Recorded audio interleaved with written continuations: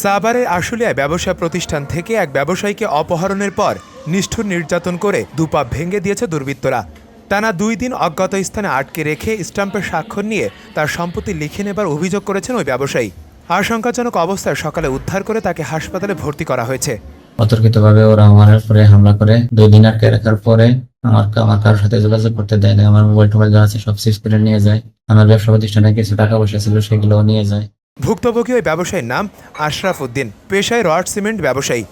মুমূর্ষু অবস্থায় উদ্ধারের পর আশরাফ উদ্দিন হাসপাতালে সাংবাদিকদের জানান, 2 দিন আগে নিজের ব্যবসায় প্রতিষ্ঠানে অতর্কিত হামলার শিকার হন তিনি। 6-7 জনে একদল দুর্বৃত্ত তাকে মারধর করে তুলে নিয়ে যায়।